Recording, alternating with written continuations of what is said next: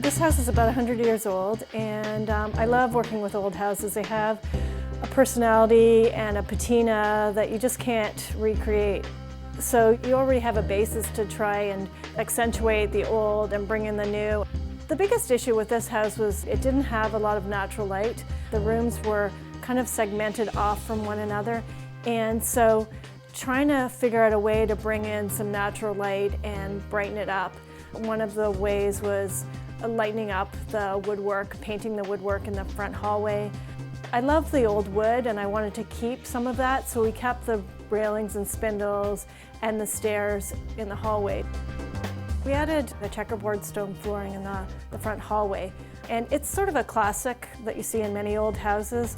We also added the front door, which was an existing door, but we actually took out some of the paneling in the door and added glass. And so that just drew in a whole bunch of natural light. The kitchen was quite small, and half of our kitchen was actually a hallway and a powder room. We changed the stairs, and what that did was it doubled the size of our kitchen. We really wanted to keep it neutral, so we added white cabinetry. We added a whole bank of glass cabinets on one end to feature some of our dishes, and also just to add some textural interest. And we also added some open shelves. I wanted to sort of have it a bit more sort of restaurant style, where you have the open shelves and you can just grab things and see exactly what you have. We decided in the kitchen to keep a couple of the old leaded windows, and we just relocated one of them and paired it next to an existing leaded glass window. And we bookended the stove with the two windows and then painted them dark to make it a nice focal at the stove area. The faucet that comes under the window was a remake of a faucet that is supposed to come straight out of the wall. But because I had the windowsill, I actually had to pair together with some other couplings to make it come out of the sill, which is an interesting detail. Some of the other details that I actually played around with and had some fun with was the tile. The tile are an inexpensive white porcelain. And by doing the 6x6 on a brick lay, it's sort of like the subway idea, and then adding the little detail, the sort of Listello detail along the top, which joins in with the crown molding of the cabinets. So off of the kitchen is our family room, and we kept all the wood paneling. I thought it was a nice juxtaposition to the kitchen because they're open to one another. It's gumwood, which is traditional in many of these houses, and I liked it. And what we actually did was, because it had sort of dulled over time, the painter and I came up with just to add a layer of stain and just leave it to dry. It actually gives the wood a renewed depth and also a nice sheen.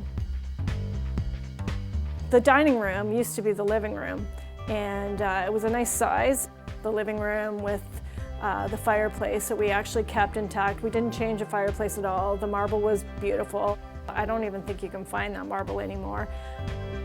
What we did do was we added some panel molding just to give that wall with the fireplace a nice focal and kind of join into other rooms that already had paneling in them.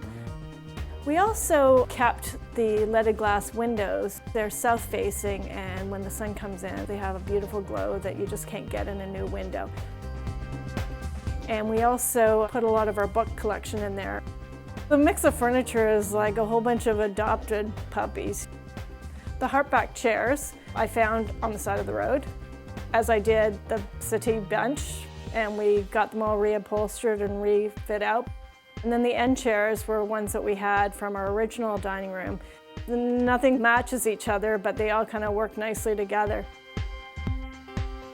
The principal bedroom, it was a standard 8-foot ceiling, and we popped out the end with a window on it, about the last 6 feet of it up into the attic space, which works nicely because when you come in the room, it kind of feels bigger than it actually is.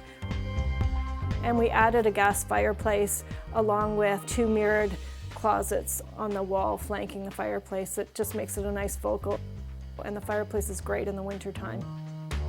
We actually had 2 bedrooms on that side of the house, so we took a good portion of the back bedroom and made that into our principal ensuite. The principal bathroom was a lot of fun. When you have a house with paneling in many rooms, why not panel the master ensuite, I thought. So we took that paneling detail and did a Greek key just with a combination of white ceramic tiles and little glass mosaics. We wanted 2 separate vanities, and then we added a herringbone tile detailing on the floor, which are all sort of classic bits and pieces from different eras of architecture. Really, a lot of people come in and think it might have been the original bathroom. It wasn't hard to figure out what we wanted to keep as far as the old and what we wanted to add as far as the new. Usually in these old houses, the kitchen and the bathrooms have to go, because with technology changes and that sort of thing, it really doesn't make sense to keep them. And this house had a lot of really beautiful, special architectural details. The paneling, the leaded glass, there were some nice marble fireplaces throughout, and it had hot water rods, which I love. I love the way they look, and I love the heat that comes off of them. So we took the best of what the old house had to offer, and then we updated it to the way we like to live. And now it really feels like a home that can live on for many years to come.